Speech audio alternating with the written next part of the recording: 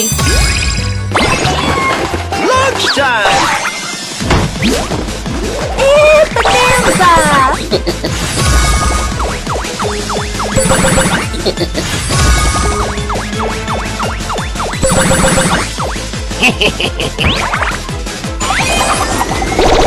Let's go! Epic win! Jackpot Master. Play now. How we were loved or unloved between the ages of 0 to 5 impact the next 15, 25, 50 years of our life. Wow. And how we give love to ourselves and how we give love to others. And so I was thinking, do you have a core memory or an experience with your family from childhood that kind of embodies the feeling you have about them now, or that keeps you tied close to them? I'd say sort of more than a memory is just a feeling that I could say all of my brothers and I had, was that because our dad's a comedian, his job only ever existed once we had gone to bed, and our mum worked from home. She was a photographer. So to us as kids, our parents didn't really work. They just were always home.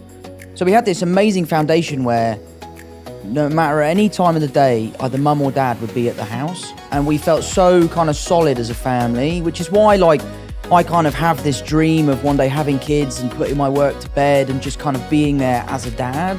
Because I really admire how my dad was around. You know, being a comedian is a very, very volatile job. The highs and lows are so extreme. And as kids, we never saw that. The only version of my dad I ever saw was the happy dad, let's go to the park. We used to play this game called Golf Goals, where we would go down to the park. There's like this big blue metal goal, and we would just fire golf balls into that goal every day. And he would give us 10p every time a ball went in the goal. And that was kind of the foundation of our golf and all that sort of stuff. So for me, broader than a core memory was the idea of always feeling connected and safe within my family unit. And I think a large portion of that is that my mum and dad have always been such a solid team, and they've always been there for us. Yeah, wow. Have they, as you've grown older, have they kind of opened up about some of the challenges that they were going through that they obviously didn't show you and your family when you were kids? Because I can imagine, we always talk about this, right? Like being a comedian is extremely difficult because you're making everyone else laugh. At the same time, it's a career path that, like you said, is completely volatile. Sure. Have they opened up as time's gone on? And how has that felt when you've gone from like seeing your parents always being happy to being like, oh wait, there was all this other stuff going on?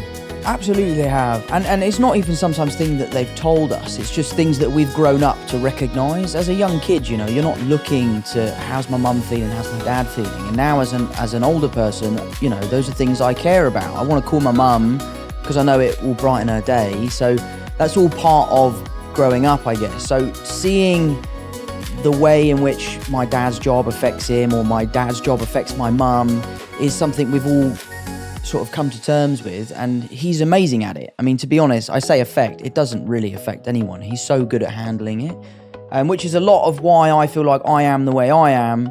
For example, The Crowded Room's come out, the critics absolutely hated it. They thought it was the worst thing they've ever seen, and it doesn't really upset me. And I think a large part of my feeling towards that has come from my dad being able to do a gig, the gig not going well, him brushing it off his shoulder and just right onto the next one. Yeah, wow. And first of all, I want to point that out as well. So I've been watching The Crowded Room. Right. And me and my wife have been watching it together, and we were actually really enjoying it. Good, thank and you. so like, we were actually loving it because I love a show that has mystery. Sure. That's trying to like get me to figure it out and get me to think about it. I'm kind of confused, and I love stuff like that. Like I'm a massive Christopher Nolan fan. Yeah, absolutely. So all my favorite movies are Nolan movies, and the reason why I love them is because I have no idea what's going on. Sure. And that's and you got to figure it out. And you got to figure it out. And I love puzzles, and I love escape rooms, and I love anything an escape room. Yeah, I love anything that's got me thinking, what is going on here, and why can't I figure it out? Mate, do you know what you should watch? I admittedly watch it to go to sleep if I'm ever feeling stressed or like overstimulated. I watch this guy called Chris Ramsey. He's like a YouTube guy. He's a magician, but I just watch him solve puzzles. He like buys these Japanese like handcrafted puzzle boxes, and he just solves them. And I've started buying them, and they come to the house, and you sit down for 4 hours, put it down, pick it up, and try and solve this puzzle. And it's amazing. Are you any good at them? No, I'm terrible at them, mate. I'm absolutely terrible. I've had an unsolved Rubik's Cube since I was like 11. But yeah, so I watch his videos because there's just something about like the sound of the wood. I'm a carpenter, so I love like craftsmanship and that sort of stuff. So I love the way that these pieces are put together. So watching him solve the puzzles, I find so relaxing. Yeah, I think for so many of us, you know, getting bad reviews, perceptions, people talking about us, whatever that may be, whatever scale we live at, can actually affect us. Sure. And you saying that actually seeing your dad, seeing him shrug it off and seeing him move on actually really helped him. Do you think that you've been able to create a bit more of a skill around that now, or is it something that happens naturally for you? Because I'm guessing that there's a lot of people who are listening and watching going, Tom, that's pretty amazing that you can do that at your scale and your level. But, you know, I'm still affected by that, or I really struggle when my mate says something. Like, I know the number one thing I hear is like, most people don't chase their dreams because they're scared of what their mates will say, let alone what the world will say. Yeah, like I had this I was flying back last night, as I was telling you. So I was on a plane from DC to London last night, and the air hostess, she was wonderful. Her name was Jeanette.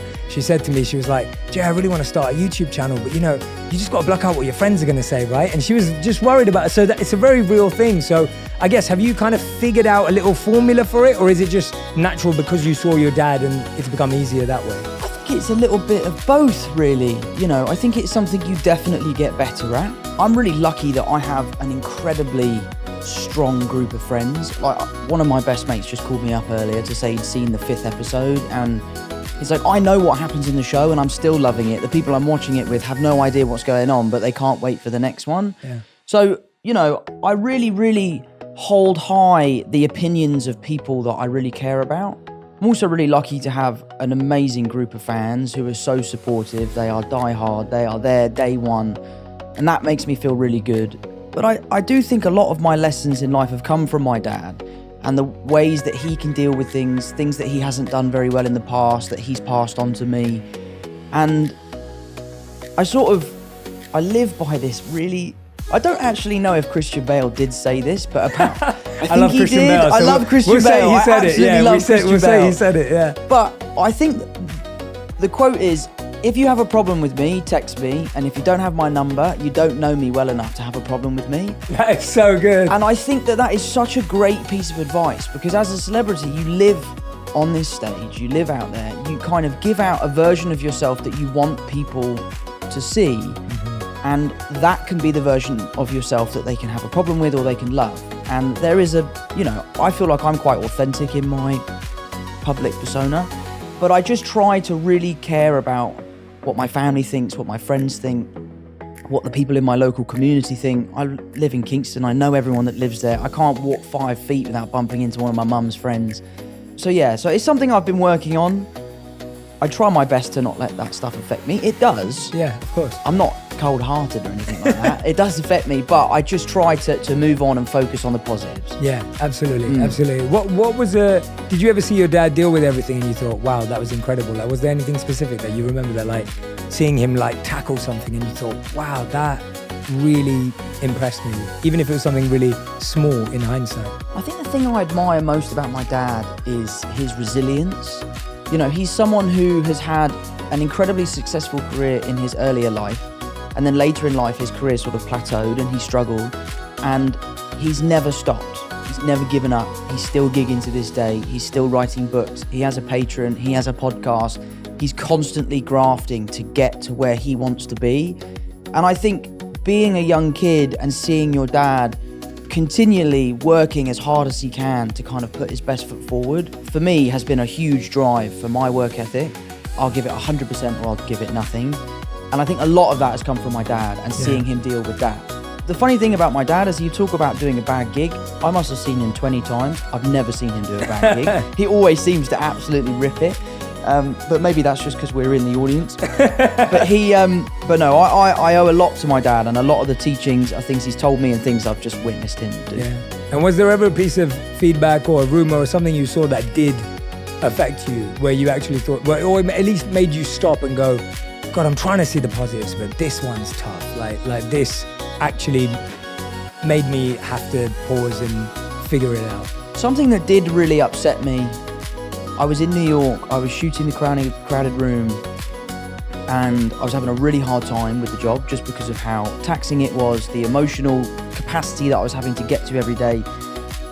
And I decided to delete my Instagram because I just felt like I was so addicted to